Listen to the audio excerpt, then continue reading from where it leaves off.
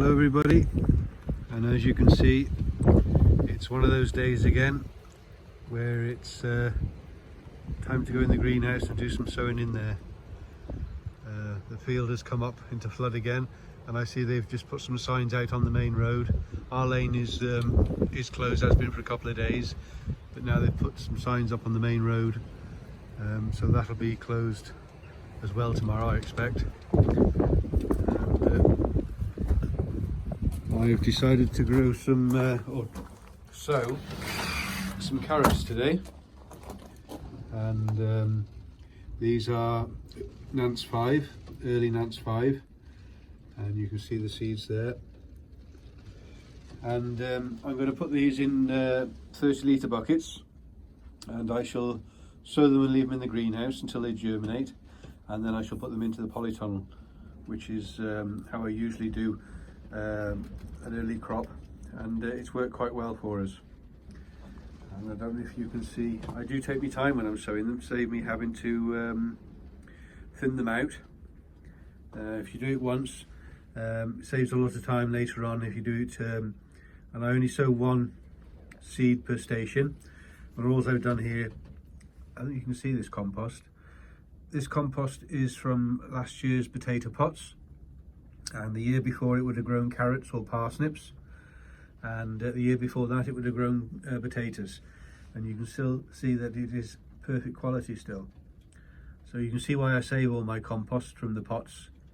It's probably only potting compost, Jack's Magic probably. I did use some other types occasionally, but not very often, usually Jack's Magic. So this will be 4 years old anyway, this compost. And all I do is I mark across in the circle of the pot, and then go in between each one individually, putting holes in, only about a centimetre deep, 1.5 centimetres deep, and it's as easy as that. And then when I've gone across there, I just fill in the gaps, and it's as easy as that. This should roughly give me about 60 carrots per pot,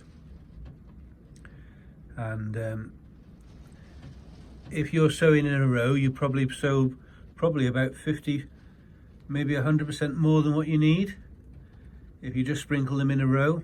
Whereas doing it like this, if I get 10% that doesn't germinate, it's only about 6 carrots, and if I get 20%, it's only 12 carrots if 20% don't germinate. So I shall just lift this up onto the bench, and I shall start sowing. I hope you're picking that up okay.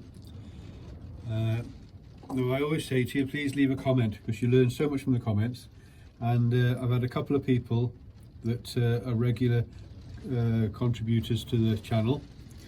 Barry from the Wirral, he mentioned, light-heartedly by the way, no malice or whatsoever, he mentioned about me licking my fingers when I was sowing seeds last time. So I do take note of what people say, and the wife butted in and said he was quite right, I shouldn't be licking my fingers. So I got myself a piece of sponge and stuck it to a piece of wood, and I've just dabbed it into some water, and all I have to do now is just press my finger on there, and there you are, Barry. That will save me from licking my fingers, and thank you very much for your contribution to my channel. It is very much appreciated. And also on the same lines, Christine Brooks also commented, and she said that, I can't remember, you said you saw this, Christine, but if you get a matchstick and just dip it in water, I'll just do that now, and then you can just pick up your single seed and just knock it off into the holes. And she's quite right, that works absolutely great for sowing carrot seed, as long as you don't get it too wet. And you can pick out your best seeds. This packet's got 2,000 seeds in it, so I certainly won't be sowing all of those. And yeah, it is working absolutely perfect. Just knock it off, and it doesn't take you long to get your seeds in that way. So Christine, thank you very much, and any tips or tricks or anything like that, if people want to leave them in the comments. It's all about sharing and learning from each other, and this is why we love our community so much here on YouTube. Now, I only sow one seed per station, and I take my time over it, and I won't have to do anything with these again now. The only thing I'll do with these now, they'll when they go into the polytunnel, once they've germinated, I shall put them with a saucer underneath, and I should just water from the saucer underneath. And when that saucer runs out, I'll leave it another day, and then I should just top it up with water. The compost in these tubs has had just a little bit of charge mixed in to the bottom 20%. So if the roots do get that far down, they've got something to feed on. And that should help them, because I don't think there'll be any nutrients in this soil after it's grown the potatoes last year. Potatoes are hungry. There's a possibility that there is some in there, and it won't matter if there is just a little bit. So I'll carry on sowing these seeds, and I shall bring you back when I've finished. But as you can see, Christine, it works a treat, as you said.